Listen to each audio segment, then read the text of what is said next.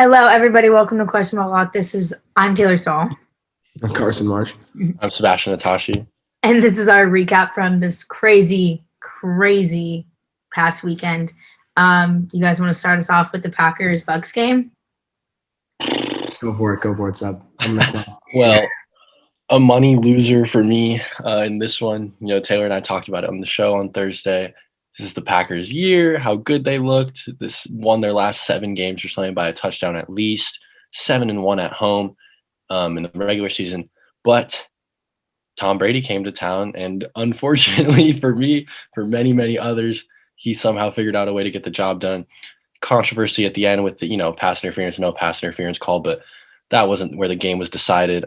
Packers could not take advantage of their chances in the fourth quarter, especially Aaron Rodgers, a couple 3-and-outs after some Tom Brady picks. But tough one for me, CJ. I don't know about you, what you had in this game, but what did you see from the Bucks maybe that could help them next week or 2 weeks from now in the Super Bowl? Yeah. Well, I also had too much on this game, and the fact that Tom Brady is playing in his 10th Super Bowl, the 5th one I think I will be able to watch. First one being the Giants way back in the day. But, the Bucs seemed like they slipped through the cracks, but when it came to it, this was one of the best football games I've watched in so long. And they simply outplayed the Pack, and the Pack had, I think, 3 opportunities off of 3 picks that they could have capitalized on, 2 3-and-outs, and then a goal line field goal decision that will go down in infamy. I know you guys watched the game. What did you guys think about that field goal? It's fourth and goal on the goal line. You have Aaron Rodgers, Devontae Adams, and you kick the field goal. Give the ball back to Brady with 2 minutes and 5 seconds left. What do you guys think about that? Where does that rank to you guys and some of the worst NFL decisions, I guess, coaching decisions of all time? Well, I understand, what they're trying to go for. Their defense has been playing well in the fourth quarter. You already have a couple picks off Tom Brady, and you want to take the points. But just like you said, arguably the best quarterback in the league MVP this year.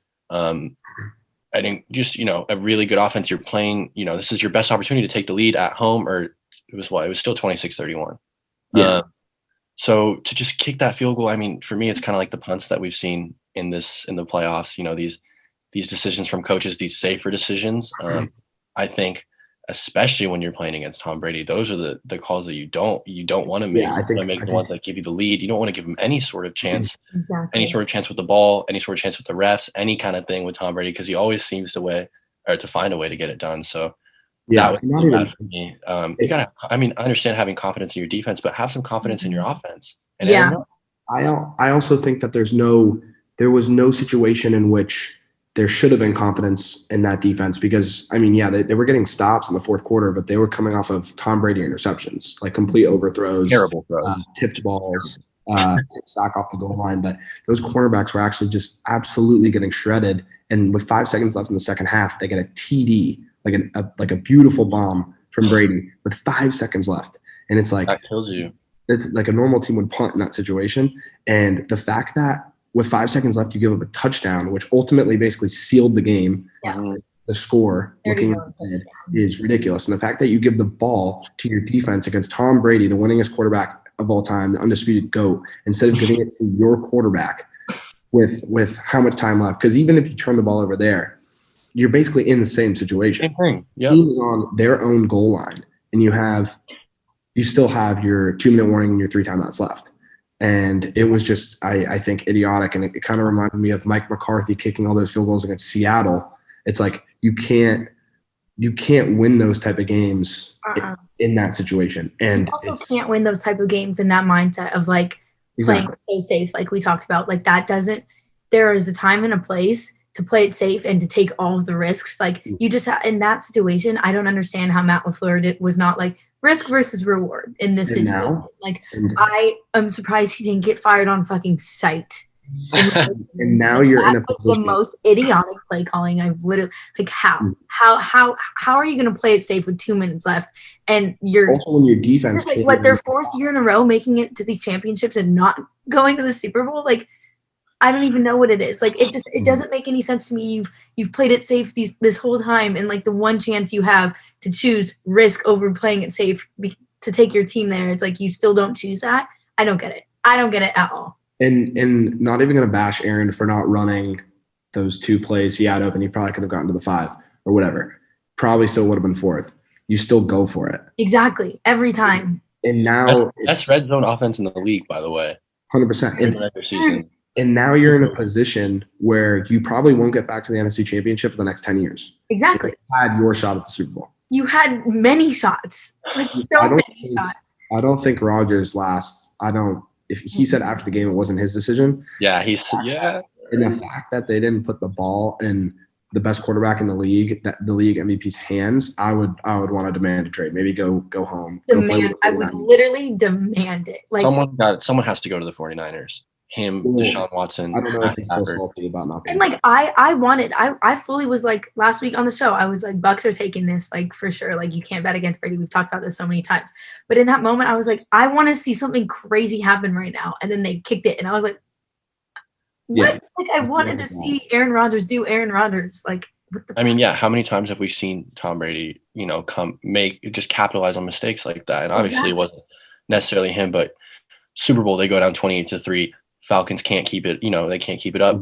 Immediately, game over. Tom Brady. Also, though, I think the blame should be equally assessed. Aquanarius St. Brown dropped an easy 2-pointer in the hands. It got deflected a little bit, but yeah, you got to catch that. It got deflected, but you got to catch it. Got to catch that.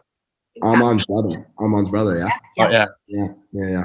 But I also that Tom Brady has won the same amount of NFC Championship games as Drew Brees and Aaron Rodgers. Yep.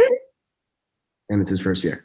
Aaron Rodgers is 1-4 now in NFC Championship games, which is absolutely something that needs. I mean, wins aren't necessarily a QB stat, obviously. But with that first overall pick, instead of getting Jordan Love, you got a cornerback or an offensive lineman. Someone that can help you. The Packers, they look like a complete team, but they were missing a good cornerback in that game. I mean, Jair Alexander is very good, but King was just getting literally torched the entire game.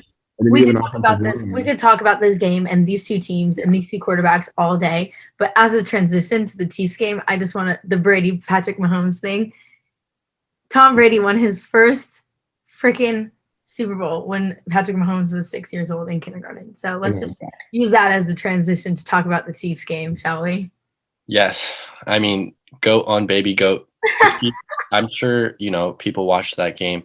We talked about on the show how I was not even going to think about betting against them, and I did not. And they are just they're just unstoppable pretty much when they get it going. I mean, even the little crossing route to Tyreek Hill, just that cut was the way he changed direction is so quick.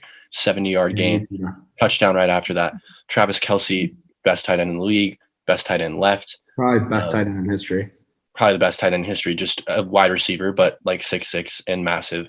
Patrick Mahomes does whatever. Their secondary has been locking up the entire team. Chris Jones on the last 2 games in front has been playing excellent. Exactly. Stephon Diggs looked like he was in hell for most of that game yesterday, and I love Stephon Diggs. But they're clicking on all cylinders. If this was any other team that they were playing, I still will probably throw most of my money on the Chiefs, but this Brady fool, man, he's just I don't know. I don't know what.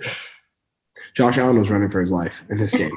He was doing his best man's own. Yeah, their O-line was giving him nothing, no time. And Tom Brady can't move like that. So he got exposed in a way that I feel like we haven't seen that much this season, and the fact that there was a lot of rushes from Chris Jones coming in, that he was overthrowing balls. That being said, he still was probably the best offensive player on the Bills. 83 rush yards, 250 plus passing yards. I think I forget if he threw a pick. I think he may have thrown 1 interception. Mahomes coming off that concussion a couple days ago, 3 TDs, 325 yards. Tyreek 170. Travis Kelce hitting his over 93.5 in the first half. I mean, and also Travis Kelce loves doing these Olympian jumps. He's been doing that. He'll try and jump the hurdle jumps. Like I love it, but I'm like, aren't you kind of old? Like I'm like, calm down. But relax. But Andy Reid's teams are unstoppable, and they have Andy Reid. Yep. Bucks are at home. We'll talk about this on Thursday. Mm-hmm. They're still +3. Hard to beat the Chiefs. Chiefs look freaking good. Steph Curry of the NFL and Pat Mahomes is just darting it out. with the fastest receiver probably ever, almost, and like you said, the best tight end. Mhm. So it is literally like Steph Curry and the Warriors when they had Kevin Durant and Clay and Draymond. They just feel were like so this much might scary. be It's like demoralizing watching them play and cheering for another team. Yeah. It's so demoralizing because you turn the ball. That's the thing. Bills didn't turn the ball over that much. If Tom Brady throws Tom Brady throws 2 picks, 3 picks, it's over. The Chiefs are taking a full advantage of that. So, like Carson said, we'll talk about it on Thursday. But Chiefs.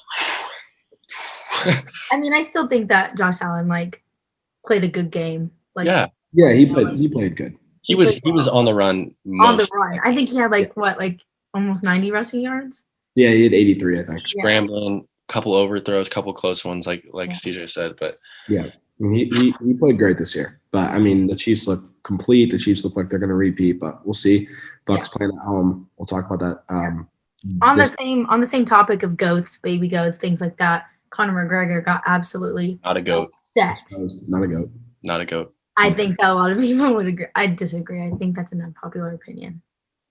I think old McGregor, sure, he had his little run, but I mean, let's talk about it, dude. Okay, two top 15 fights in the last 4 years, I think, because he spent time with Floyd doing all that bullshit. Yeah. McGregor and Poirier destroyed him both. He looked fine in the first round. He was, but it also looked, Dustin's laughing and stuff give me that shoulder. Literally. Oh my God. You beat Cowboy in 15 seconds. Old ass fool. Old ass dude. What is that shown? What has McGregor shown in the last however many years? Couple years to anything. Yeah, no. I mean, and I bet on him, and I want to make that clear. And that is just on me, totally on me. I thought he wasn't right at that situation, but he is just such a I don't know, such a presence and way more different than anyone else's. I feel I don't know. It's just What did Carson say? He said 92% of the bets were on McGregor. 92%, yeah. And then he opened at minus 180 and then closed at minus 340. Yeah, crazy shit. I was hoping for. I had McGregor round 2 and round 3, which was much better odds than the minus 300. But still, people made lots of money on Dustin, and good win, good guy. Good guy. I hope he gets. I mean, he beat Gaethje. I'm pretty sure he just beat Tony Ferguson a couple years ago. But he's got his wins. If Khabib, I think he lost. Didn't he lose to Gaethje? No, he beat Gaethje. He knocked Gaethje out. I'm pretty sure in the first round. What's Gaethje's number 1 right now? Poirier is what, number 3? Poirier might be 2. I think the Brazilian dude Oliveira is 3. Okay. And then McGregor was 4, and then McGregor should just retire. Honestly, at this point, yeah. I mean, he looked like he was about to retire. When he got there, he doesn't deserve a big fight. The same McGregor that we've seen in the past. He's just making Michael Chandler. He can fight making the brand worse at this point. Yeah, he's making his brand worse, honestly. And I think much less of him now. Yeah, I think many people do. Not just because he lost, but just I don't know. It was completely different. I think that's why, the way I perceived him on social media and things like that was GOAT-like because of how people responded to him and how people saw him and how he held himself. But gets a lot of love. He gets a lot of love. Yeah, it's almost like his career is following the career of trajectory of Ronda Rousey, where someone who's just unstoppable for so long and then just becomes a joke because she keeps losing. He keeps losing. And she tried to go do WWE stuff and WWE type of stuff. Same thing. He chased Floyd around for 2 years trying to figure that out. A boxing fight, which does not help you at all. You have the Khabib fight, you look terrible, and you come back and a great game plan by Poirier, obviously, but the leg kicks in the second round, he couldn't even stand. That's why he couldn't block those punches at the end. He literally couldn't put any weight on his leg. Yeah, and that's how it goes. The better fighter won. Yeah, yep. I couldn't agree more. But it was crazy to see it. It was crazy to feel that when he lost. I was like, he just lost. It was crazy to see. It was hard to believe in the beginning, but I'm glad that the outcome was the way it was, and Dustin definitely deserves it. Yeah. I was freaking out in round 1 because I had McGregor round 2 and round 3, and I was like, oh my God, he might knock this dude out. And then once I saw Dustin laughing, I was like, fuck. I can imagine what that does to your brain when you're trying to beat the shit out of someone and they're just laughing at you. Like, that's a whole nother that's a mental game. Yeah. But I think that's all that we talked about this weekend. A lot of money was on the table. A lot of money probably is now off of the table. But we have a lot to talk about on Thursday. I think we're going to talk about some basketball.